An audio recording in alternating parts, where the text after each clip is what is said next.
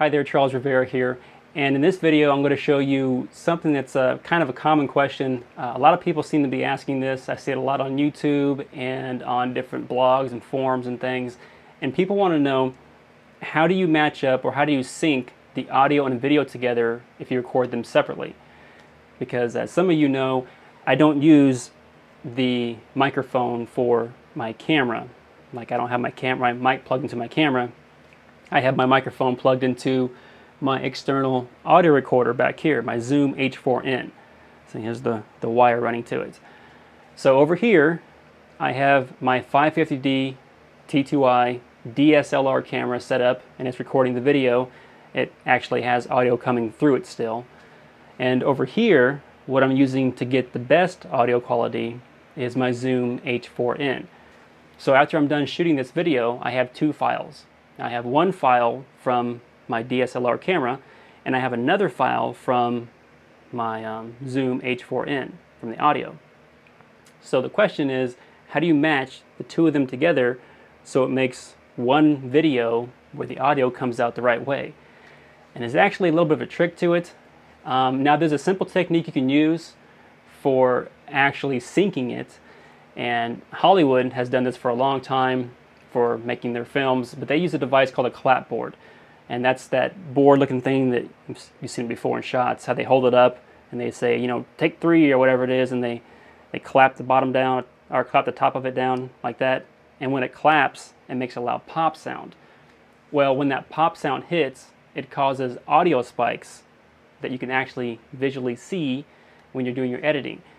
Because I'll show you in a second here, but when you're running your audio and your video through your editing software, you can actually see the, I guess, sound waves, I don't know how to describe it, the waves that your audio makes for your audio file. So when it makes that loud pop sound, you see this huge spike that jumps up and comes back down. Well, there's a technique you can also use if you don't want to buy a clapboard that a lot of videographers use and a lot of filmmakers and YouTubers, stuff like that. All you got to do, very simple, you just clap your hands. That's it. Just clap your hands about 3 or 4 times just so you have those nice audio spikes. So how that works is you have the audio spikes from your camera, because like I said, I'm still getting audio through my camera. I'm just not using that audio. I'm using this audio. So you have audio spikes from your camera, and you have audio spikes from your external recorder like I'm using. And what you do is you take those spikes from the camera and your external recorder, and then you match them up so they're exactly in line. And it's kind of confusing if you don't know what that looks like. So let's just go ahead and cut the screen capture, and I'll show you what that looks like and how you do that. And it's really simple. It's not very hard at all, but I think you're going to like it. Hold on a second. So right now I have ScreenFlow opened up, and ScreenFlow is it's a software program normally used for recording screen capture videos. Screen capture videos are just like you're watching right now, where the program records exactly what my computer sees, so you can watch the exact same thing that I'm watching. So you can see like what I click on and what I type and all that stuff. But what ScreenFlow also does is it allows you to import any kind of external audio file or video file. Now normally I use Final Cut Pro for doing all my video editing with, but I'm going to show you how to do this with ScreenFlow, because ScreenFlow is a lot more clean cut and it's a little more simple for you to understand exactly and be able to see exactly how I sync the two files up. And your program might be different than mine. I don't know what you're using, but they're pretty much all the same when it comes to syncing up these types of files. You're going to use what's called a timeline. Down here at the bottom is the timeline for ScreenFlow. And the timeline is where you get to drop in all of your audio and video files and do your editing from there. So I'm going to go ahead and first import the two files that I made. I did a little test video. This is the video file from my DSLR camera, so I labeled it T2i video. And this is the audio file from my Zoom external audio recorder. So I'm going to select both of those, import them, and now I'm going to drag each file down to my timeline. So this is the video, obviously. This is the audio. I'll drag the video down first. Okay, and I will drag the audio down right underneath that. Now, on some software programs, whenever you drag in your video file, it will show you two separate files. It will show you your video file and your audio file.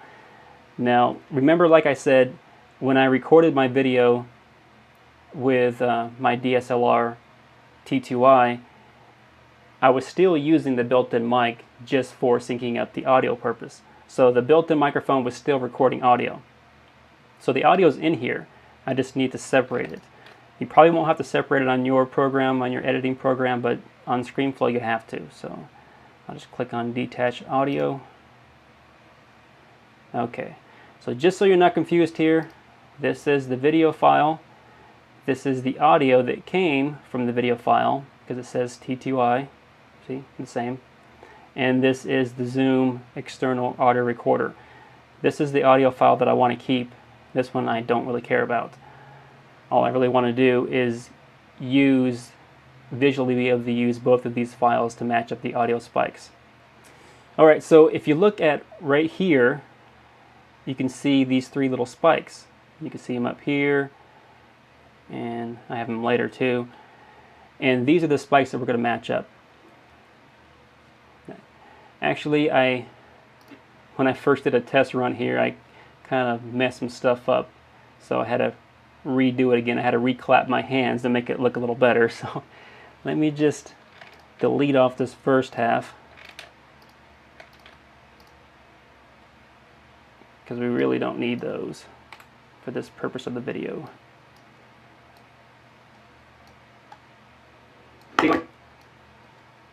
It's a little loud, huh? Turn that down.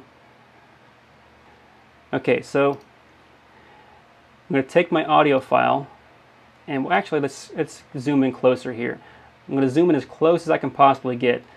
Now when I do this when I match up the audio on Final Cut Pro, it works a little differently than it does on here, but you know, you got to make do with whatever you can. You want to get in as close as you possibly can to your audio spike. Zoom in as much as you possibly can so you can match those spikes up pretty close. If you're off by too much, then it's going to look really horrible whenever you try to run your video. So what I'm doing right now is I'm scooting over the Zoom audio file so I can match it up with the audio coming out of my video camera. There we go.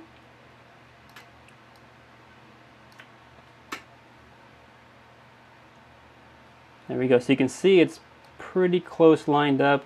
Unfortunately, I don't know if it's kind of a bug with ScreenFlow or what, but I can't get the exact tips of each audio file to match up perfectly. It's a slight bit off. It's like this bottom one is a tiny bit over here. But it still works. It still sounds just fine and it looks fine, so I'm not real concerned with it.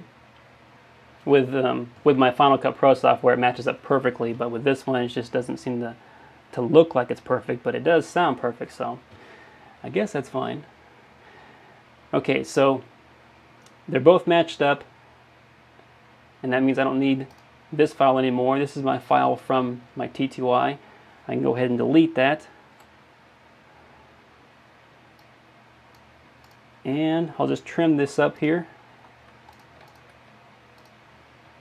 Trim both of these files up.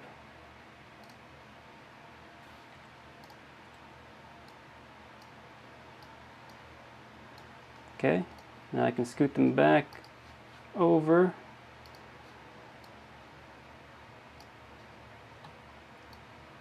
Okay, and that is it. Both files are now matched up.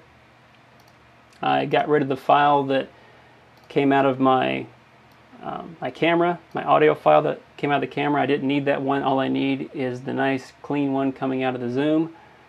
And I just cranked up the volume on this one so you can hear it a bit more.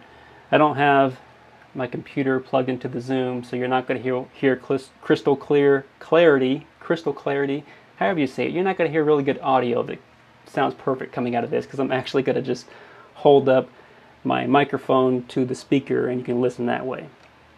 So let's go ahead and play it.